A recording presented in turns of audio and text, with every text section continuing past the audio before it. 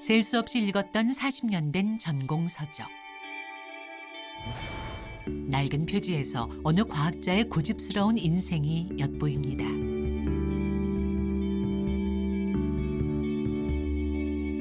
그 놀라운 집념 끝에 이제 세계에서 위상을 떨치는 과학자가 되었죠.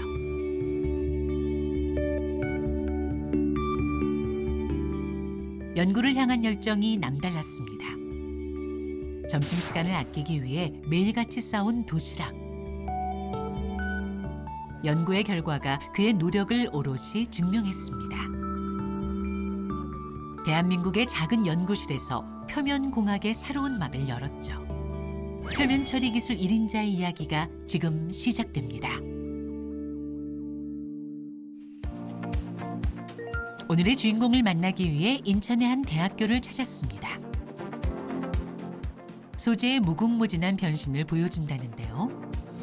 아, 이군. 네. 그래, 지금 오늘 마가네 시험 정착해야 되잖아. 예, 맞습니다. 그래서 준비 상황은 어떠니? 저 이제 세팅 중입니다. 아, 그래. 일단 클리닝들은 그 다 했지? 예, 클리닝은 해온 상태입니다. 아, 오케이. 자, 그러면 철은 인류의 역사를 바꾼 중요한 소재입니다. 그걸 위해서 하지만 아무리 단단한 철이라도 녹이 쓴다는 단점이 있는데요. 이곳에선 그 한계를 극복하고 철의 진화를 모색하고 있답니다. 네.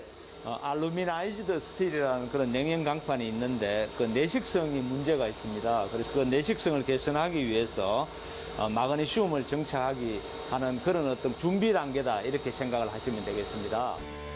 표면공학으로 소재에 새로운 생명을 불어넣는 신소재공학과 김상섭 교수입니다. 원재료를 바꾸지 않고 기존 철의 수명을 획기적으로 늘릴 수 있다는 건데요. 이 마법 같은 연구의 핵심은 바로 표면 처리 기술입니다. 마그네슘 코팅을 통해 철은 새로운 성능을 부여받죠. 여기에 그 마그네슘 원 모재가 그 디스크 형태로 장착이 되어 있습니다. 이것을 이제 타겟이라고 부릅니다. 예. 그리고 반대쪽 편에 우리가 그 정착이 되는 그런 어떤 피 모재물이 현재 장착이 되어 있습니다. 그런 다음에 적정량의 아르곤 가스를 넣어서 거기에 그 타겟의 그 네거티브, 많은 음의 전압을 인가를 하게 되면 거기서 아르곤 양전하가 생겨서 마그네슘 고체를 때리게 되죠. 그와 같은 현상을 이용을 해서 마그네슘 타겟의 원자들이 이 그 알루미늄 강판 위에 정착이 되는 그런 공정이 되겠습니다. 우리가 이제 플라즈마를 체크하고 강판 도금은 진공 상태에서 이루어지기에 압력과 진공도에 특히 예민합니다. 색깔 정상적으로 나오고 있습니다. 원래 마그네슘 증착 증착 장비 안에 초록빛이 가득한데요. 그래, 오케이. 정착이 잘 되는지 안 되는지를 확인하기 위해서 그 플라즈마의 색깔을 현재 저희들은 보고 있습니다. 이 경우에는 마그네슘이기 때문에 그린 색깔의 그런 오로라 형태의 그런 플라즈마가 형성이 된다 이렇게 할 수가 있겠습니다. 빠르고 간편하게 강판의 성능을 높여 더욱 획기적이었죠. 잘 된 것 같아 지금 그지? 어느 정도 유니폼하고 그지? 예. 그래. 바로 열처리 이제 들어가면 될 것 같네. 예. 코팅된 강판은 열 처리를 거쳐야 합니다. 이 과정을 통해 마그네슘이 강판 안으로 스며들고 철의 구성 물질과 반응하는 것이죠. 때문에 섬세한 온도 조절이 중요합니다. 열 처리 과정까지 거치고 나자 잘 녹슬지 않는 새로운 철이 탄생했습니다. 아주 균일하게 지금 그지? 잘 된 것 같이 지금 아주 깨끗하잖아. 마그네슘을 코팅을 한 다음에 열 처리를 하게 되면 보시는 바와 같이 약간의 색상 변화가 있습니다. 그런데 실질적으로는 원래의 알루미늄 강판의 경우에는 내식성의 최대 한도가 48시간이라 한다면 이와 같은 처리를 통해서 약 2000시간에 가까운 그런 내식성의 획기적인 정대가 있다 이렇게 말씀을 드릴 수 있습니다. 일반 강판은 염소에서 48시간 만에 부식됐습니다. 그에 비해 김상섭 교수가 개발한 강판은 약 2000시간 동안 녹슬지 않고 버텼죠.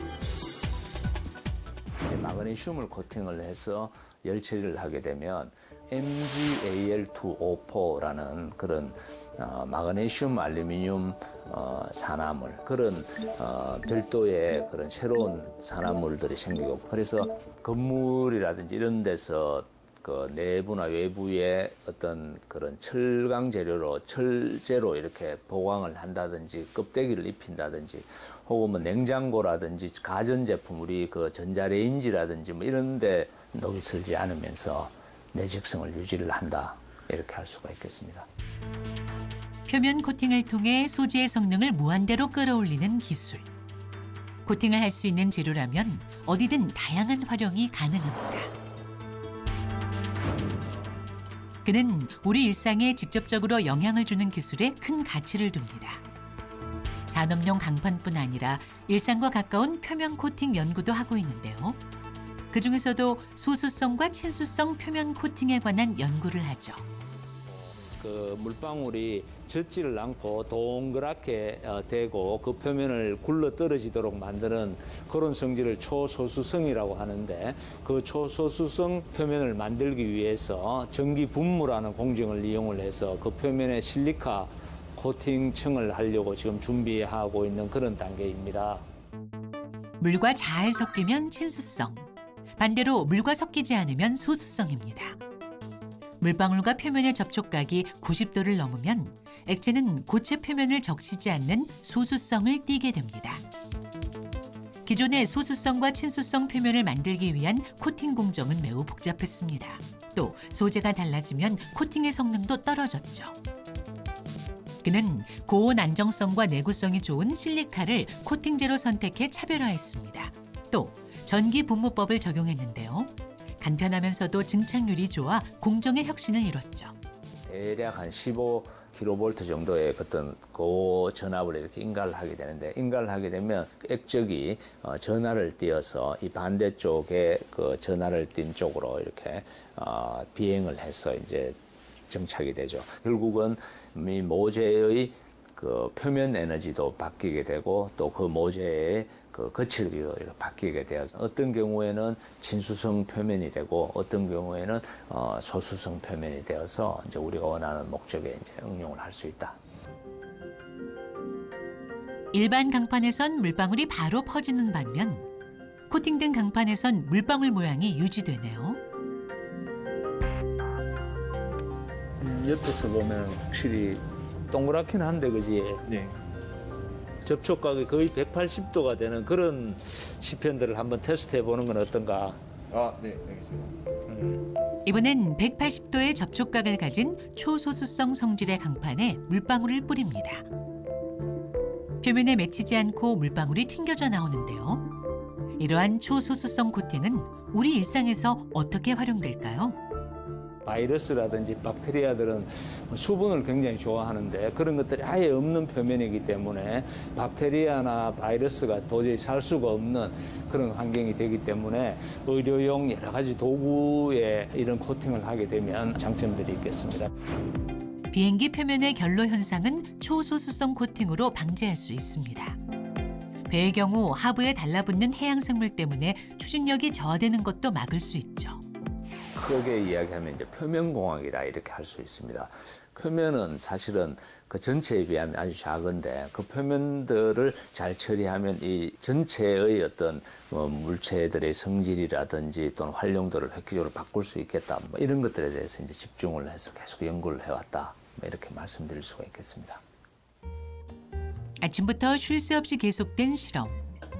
오후가 돼서야 사무실에서 한숨을 돌리려는데요. 실험실에서 보여준 놀라운 기술들이 바로 이 작은 공간에서부터 시작됐죠. 김상섭 교수가 표면 처리 기술의 1인자로 불리기까지 지난한 시간을 거쳤습니다. 빼곡히 꽂힌 책장에서 그의 노력이 엿보이죠. 이 중에서도 가장 아끼는 책이 있다고 하는데요. 실험이 막힐 때마다 꺼내본다는 그만의 연구 지침서입니다. 표면공학에서 물리학이 기본인 만큼 그는 이 책을 닳도록 읽었답니다.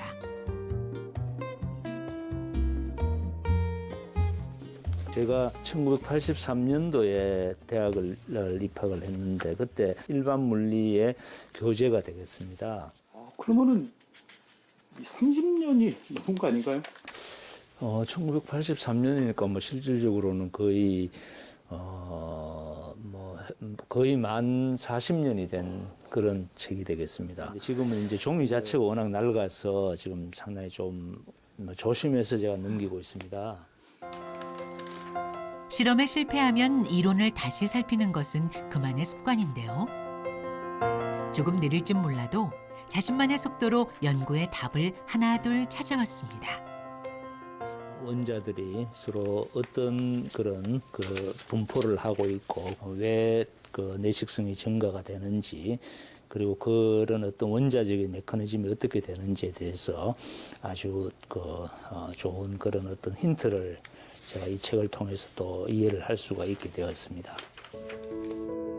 공부하는 것 자체가 즐겁다는 김상섭 교수에게는 이제야 말할 수 있는 사연이 있었습니다. 저 개인적으로 이제 저는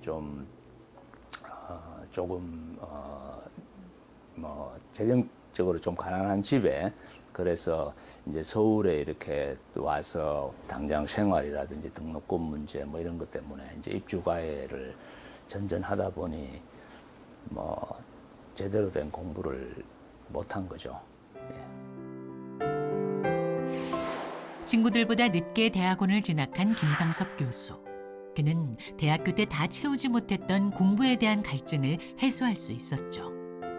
무엇보다 남들보다 늦었다는 생각에 배로 열심히 했습니다.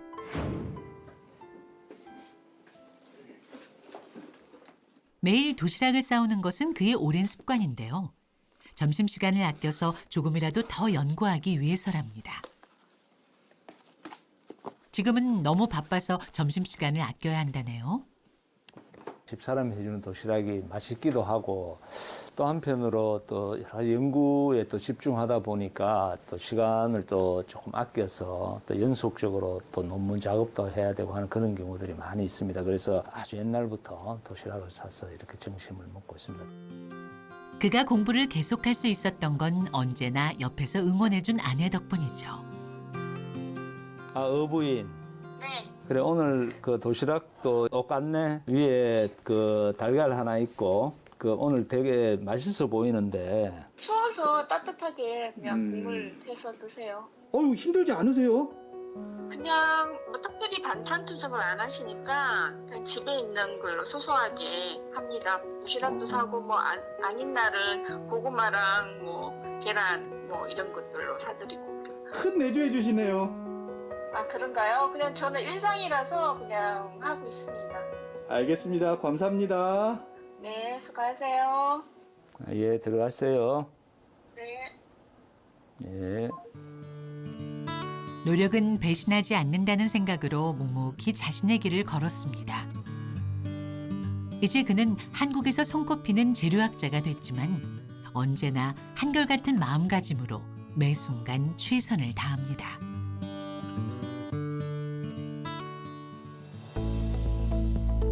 연구를 쉬는 주말. 특별한 외출을 한다는 김상섭 교수. 연구실 가운을 벗고 평소와 다른 편한 옷차림인데요. 주말마다 인천의 오래된 동네를 산책하는 것은 그의 오랜 취미입니다. 이 시간을 그는 도시 탐방이라고 부른답니다.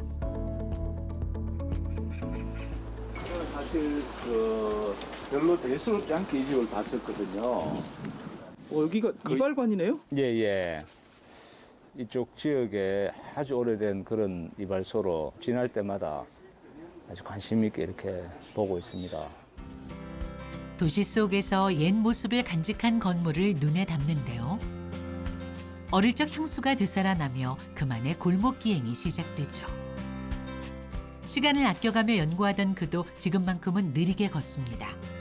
구불구불 이어진 골목길을 걷다 보면 유독 시선이 머무는 곳이 있는데요. 그러면 그는 사진을 찍어 그 모습을 담습니다. 재래시장부터 아직 개발되지 않은 동네까지. 그의 발길이 닿지 않은 길이 없을 정도라네요. 느린 풍경이 주는 편안함이 연구의 스트레스를 풀어주죠. 제가 이제 어릴 때 살던 것하고 상당히 좀 유사한 그런 또 부분들도 있고 해서 또 옛날 생각도 나고 그래서 이상하게 친근감이 가기 때문에 제가 또 오면 걸어 다니고 하면 또 어릴 때 생각도 나고 부모님 생각도 나고 뭐 그런 마음이 좀 편안해지는 뭐 그런 게 있습니다. 최첨단 기술을 연구하며 빠르게 흘러가는 연구실에서의 시간. 그래서 그는 연구에 지칠 때면 시간이 멈춘 듯한 장소를 찾습니다. 마음의 여유를 되찾고 다시 연구에 뛰어들 원동력을 주는 소중한 시간입니다. 며칠 후 김상섭 교수의 연구실. 오늘도 바쁜 일정이 그를 기다리고 있는데요. 사무실에 오자마자 뭔가를 확인하는 김상섭 교수. 아무리 바빠도 가장 먼저 하는 일이 있습니다. 제가 쓴 논문에 대해서 통계로 보여주는 그런 사이트가 되겠습니다. 이제 제가 SCI 논문이 현재까지 362편이다. 그리고 그 논문들에 대해서 지금까지 총 1351회가 어쨌건 인용이 됐다. 학술 데이터 회사에서 제공하는 논문 영향력 통계입니다. 연구자로서의 실적을 보여주는 일종의 성적표죠. 그는 매달 통계가 업데이트될 때마다 인쇄해서 잘 보이는 곳에 붙여놓습니다. 저 스스로한테 자극도 되고 또 제가 또 어떤 정도로 이렇게 성과를 보여오고 있구나 하는 그런 지표가 되기 때문에 제 성적표가 어느 정도 되는가 뭐 이런 것들을 좀 주기적으로 한 번씩 체크해 본다 뭐 이렇게 생각을 하면 되겠습니다. 김상섭 교수는 언제나 더 나은 성과를 내기 위해 고민하고 또 고민하는데요. 매일 연구를 시작하기 전에 성적표를 보면서 마음을 다잡습니다. 김상섭 교수는 최근에 새로운 연구를 시작했습니다. 지금 오늘 하는 것은 지금 퓨어 산화연인가? 예, 그렇습니다, 교수님. 표면 코팅을 통해 수소 센서의 성능을 높이는 연구를 하고 있습니다. 그는 산화아연이 수소를 검출하는 데 용이하다는 것을 발견했죠. 된 것 같아. 네, 이 지금 현타객은 그 산화아연 그 분말을 이소프로필 알코올이라는 용매에 적당량을 섞어서 지금 만든 그런 현타객이 되겠습니다. 이 현타객을 수소 센서의 그 모 기판에다가 도포를 이렇게 하게 되는 것입니다. 수소는 청정 에너지로 주목받고 있지만 수소의 농도가 높아지면 폭발의 위험이 있습니다. 안전성 확보를 위해선 극미량의 수소도 검출할 수 있는 센서의 개발이 중요합니다. 지금 이제 드랍 캐스팅을 해보지 뭐. 예, 교수님. 그래. 진행하겠습니다. 산화아연 분말과 용매를 섞어 희석합니다. 그리고 용액을 전극이 형성돼 있는 절연체 기판에 도포합니다. 코팅제를 전극에 붙이기 위해 고온에서 열 처리를 하는데요. 코팅제와 전극이 잘 붙을수록 수소를 감지하는 성능이 향상되기 때문입니다.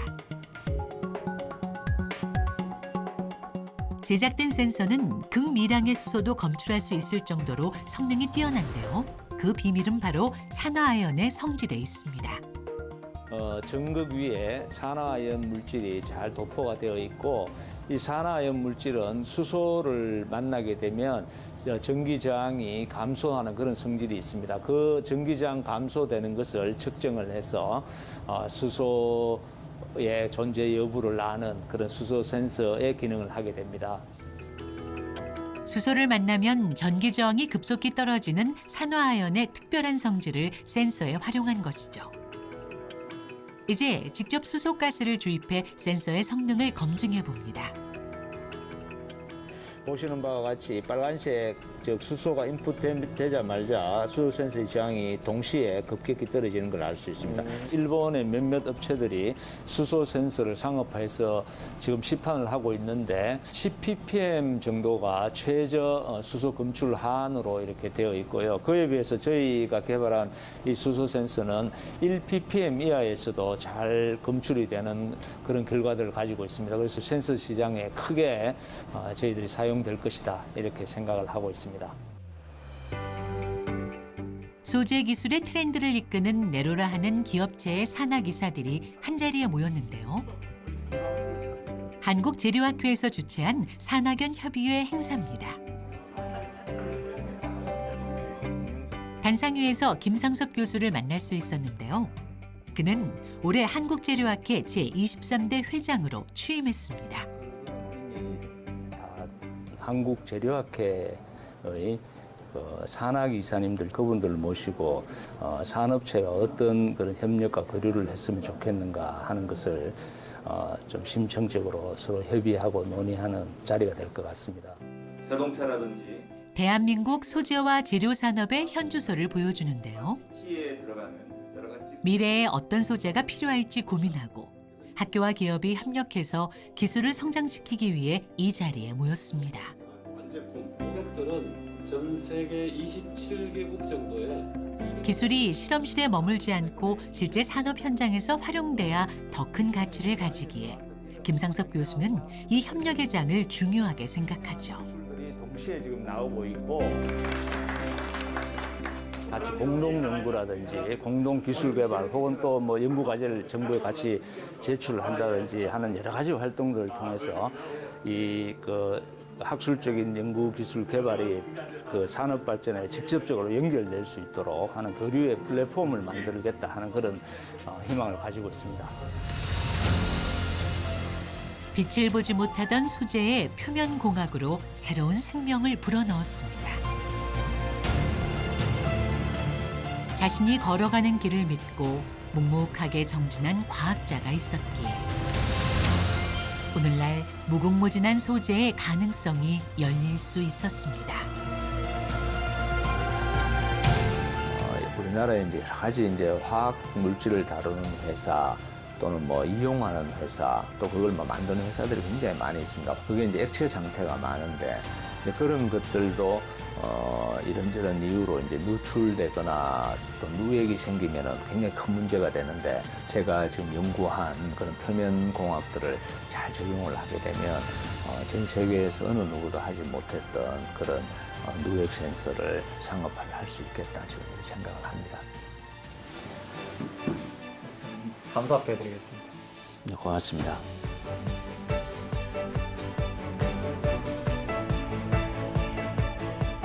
너무 이렇게 참 감사한 이런 글귀로 격려도 해주시고 해서 더 큰 그런 뭐 또 부담인 것 같기도 하고 또 더 열심히 해야 되겠다 하는 그런 또 의무감도 생기고 우리나라 과학기술 발전하는데 전 국민의 어떤 그런 공감대가 좀 이렇게 조금이라도 좀 올라가는 그런 기회가 되는 그런 프로그램이 됐으면 좋겠습니다.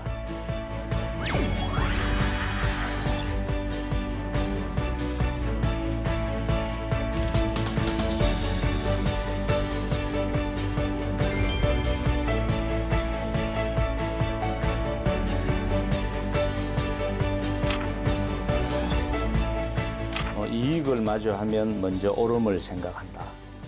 이게 이제 제 좌우명인데 저희가 연구기술 개발을 이렇게 하면 결국 그 산업체와 연결을 이제 시키고자 요즘 노력들도 많이 하는데 어떤 게 또 옳은지, 어떤 게 또 사회에 도움이 되는지, 어떤 것이 또 합당하고 현명하고 바른 것인지 그런 것들을 먼저 이렇게 생각을 하고 판단을 하는 것이 뭐 인생을 살아나가는데 굉장히 중요한 그런 기준이 된다 이런 생각이 있습니다.